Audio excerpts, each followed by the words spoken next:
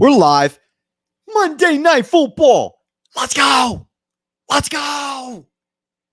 J-E-T-S. Learn a sign. Flute and sign language over here. Money Line Monaco. Monday Night Football fired up. Live on TikTok.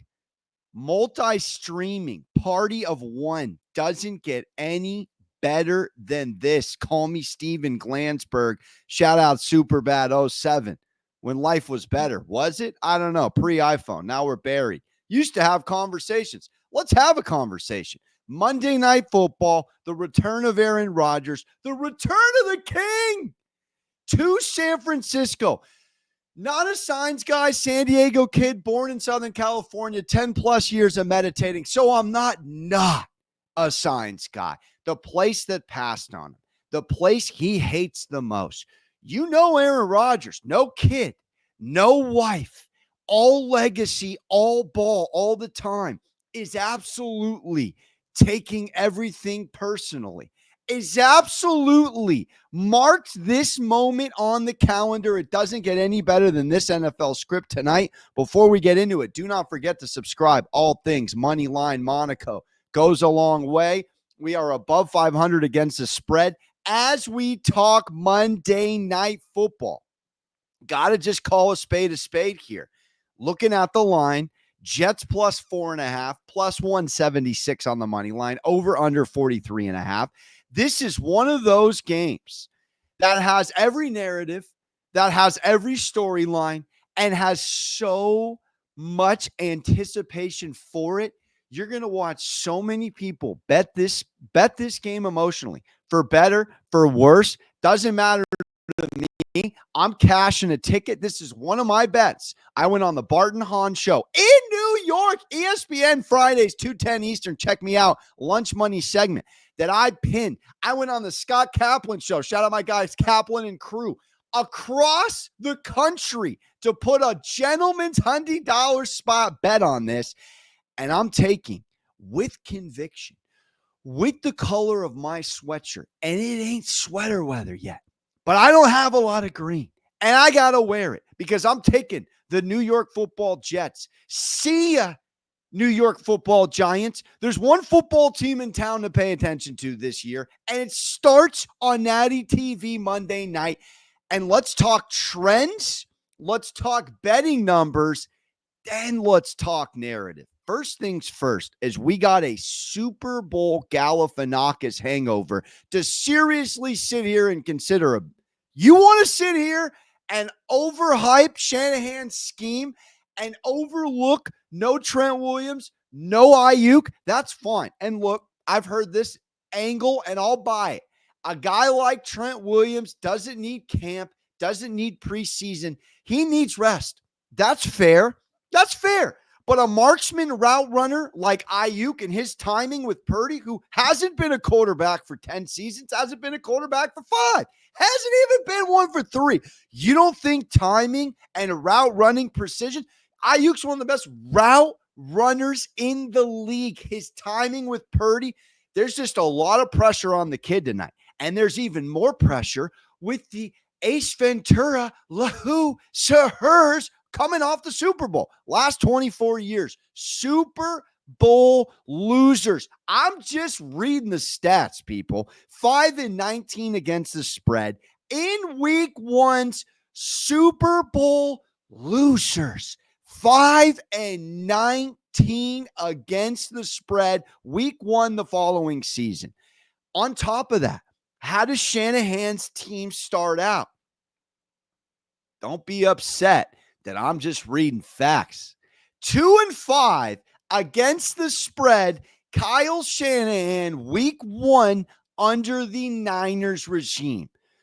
We're talking about a San Francisco 49ers team that you want to sit here and jock, that you want to sit here and automatically pencil in to the Super Bowl again, when no team in the NFC specifically has gone back-to-back in the NFC 2 consecutive Super Bowls since Pete Bubblegum Chewin' Carroll's Legion of Boom. Shout out Richie Sherman, the boys. Not since them. And they too split 1-1 in the Super Bowl. Has an NFC team gone back-to-back in the Super Bowl? Let me say it again. And you want to crown this Niners team who's injured, who had a not riveting offseason. McCaffrey got married. Purdy got married. Congratulations. What happened on the field? Lack of reps, lack of continuity. Two of your top 5 skill position players not in training camp, not in preseason. We're going to just piecemeal it together with 5 days to go before a top-tier defense comes in with Aaron Rodgers penciling this in. I'm going to keep the trends going, baby. Listen to the San Francisco 49ers against the spread at home. Over the last 7 home games, 0-7. Is this on against the spread? They're 0-7 ATS in their last 7 home games. 4-3 outright. 4-3 straight up. I'm not talking straight up. I'm talking Jets are getting 4.5 points tonight. -110 most of the week. Now it's to -115. And including the playoffs, this Niners streak, which is winless at home at not Candlestick, because they're playing, if you know, Northern California, somewhere that ain't even in San Francisco. I digress. Their longest against the spread home losing streak. Really hear this. Since I was -9 years old, 1982-83. Are you choking me? Here's another thought. In the last 10 seasons, 7 of those Shanahan. Niners game ones have gone scuba Steve unders. You take that and you couple it with what primetime unders have been in the last 2 seasons. Primetime unders prior, and last night's under hit as well. Everyone wanted the over. 9 of the last 10 week ones in Lions games had gone over. Do your homework. Primetime under 70, 42, and 1 to the under in the last 2 seasons. I'm telling you right now, you want a sharp play for the night. Under 43.5. Probably going to double Costanza dip. Take the first half under as well. You can follow my picks, all of them, under Alex Monaco at the Action Network. Now let's talk betting splits. Let's use the Action Network. Utilize it. Phenomenal platform. I got over 5,800 picks tracked on there. We're above 55%. I'm up 110 units in the NFL the last 3 seasons. 60% of bets, 50% of the money on the Jets to cover the spread. That's a lot of tickets. Money still close. Let's keep it pushing. Here's some serious discrepancy. 72% of bets, but only 29% of the money are on the over. Again, you're going to sit there and you're going to go, the Niners were 4th in total offense last year. They were 4th in passing offense. They were 3rd in rushing offense. Do you know who the second best of the Cleveland Browns passing defense was all year last year? It was the New York Jets. Do we know that the Niners 5 losses last year? They couldn't crack more than 20 points. Matter of fact, you go to that 3-game losing streak. I got it right here. 17 points, 17 points, 17 points. Just a tick under what the New York Jets gave up on the Costco sample size of the whole season last year. Do not sleep on dogs and dudes on all 3 phases of this Jets D. As Quentin Williams is here to mess things up, CJ Mosley's there to make sure he messes things up, and Sauce Gardner is there to let everybody know he's a top 2, top 3 shut down one-on-one man coverage corner in this league. This is a New York Jets team. 3rd in the league in total defense, 2nd in pass defense, 12th in scoring defense. Do you realize I don't want to be wearing a itchy green sweater in early September? But I got to do it because I'm here to tell you that the New York Jets may go into this field that's not in San Francisco, even though they're the San Francisco 49ers, and outright beat them. I want you to understand 2 things about Aaron Rodgers. The narrative is incorrect when it comes to painting an entire picture of him against the Niners. He's winless against the Niners in the playoffs. That's fine. You can take that. -4, 4 straight L's. That's fine. Do you know he's 6-3 against them in the regular season? Do you know who's got the third longest streak in the history of Monday Night Football wins going into this contest? It's Ken Stabler. It's Steve Young with 11-10. And it's Aaron Rodgers with 9 consecutive Monday Night Football wins. I wish I was kidding.